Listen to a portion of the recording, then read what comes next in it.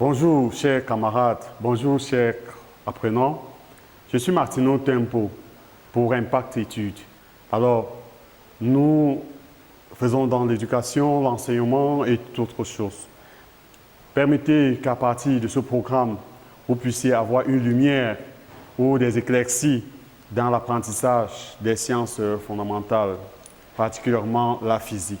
Parlons actuellement à présent, parlons des lentilles minces. Parlons des lentilles minces. On appelle lentille, dans un premier temps, ou lentille sphérique, un milieu transparent, séparé par deux calottes, dont l'une au moins est sphérique. Donc nous pouvons avoir une calotte sphérique et un plan. Généralement, les lentilles sont taillées dans les verres. Nous avons par exemple ici quelques schémas d'illustration où nous présentons une lentille taillée sur un verre. Là, nous avons, c'est réellement une lentille biconvexe, mais ici, nous avons le rayon de courbure. Là, c'est le centre de courbure. Ici, c'est le centre optique. Le point O est le centre optique. Alors, le R2, c'est le rayon de courbure de la deuxième face. Et là, c'est le centre de courbure de la deuxième face. E est appelé épaisseur de la lentille. Pour une lentille plan concave, par exemple, vous voyez, nous aurons un diamètre d'ouverture. Et l'axe qui passe par le centre optique est appelé axe principal. Il s'agit de l'axe horizontal qui passe par le centre optique. On l'appelle axe principal. Généralement, on classe, n'est-ce pas, les lentilles en deux grandes catégories, surtout les lentilles minces. Pourquoi parle-t-on de lentilles minces? On parle de lentilles minces juste parce que l'épaisseur de ces lentilles, n'est-ce pas, est nettement petit devant le rayon de courbure de ses faces. On l'appelle particulièrement lentilles minces. Parmi ces lentilles minces, nous avons les lentilles convergentes et les lentilles divergentes.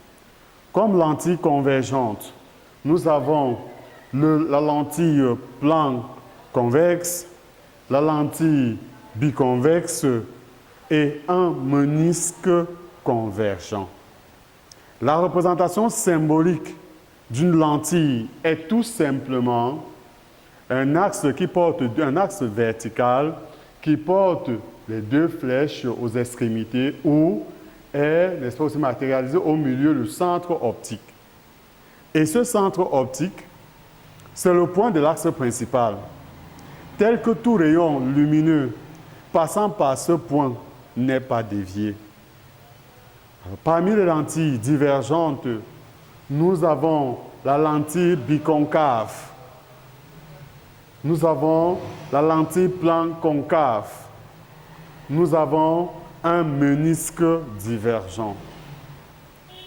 Et la représentation symbolique des lentilles divergentes est tout simplement cette flèche qui porte, cet axe vertical qui porte deux flèches inversées. La classification, comme je venais de vous dire, chers apprenants, des lentilles est basée sur quelques critères. Dans un premier temps, par leur aspect physique. Remarquez que les lentilles convergentes sont les lentilles à bord minces. Remarquez les bords sont minces. Les lentilles convergentes sont les lentilles à bord minces, alors que les lentilles divergentes sont les lentilles à bord épais. Vous pouvez vous-même constater dans le schéma de la représentation de quelques lentilles. Le deuxième critère de classification est le comportement de ces rayons sur un faisceau incident. Pour les lentilles convergentes, ceux-ci transforment un faisceau lumineux incident en faisceaux convergents, d'où le nom lentilles convergentes.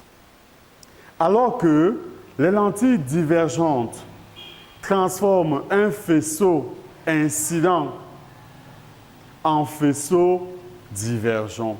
Ce sont les lentilles divergentes. Alors, chers apprenants, voilà quelques généralités sur les lentilles sphériques, lentilles minces.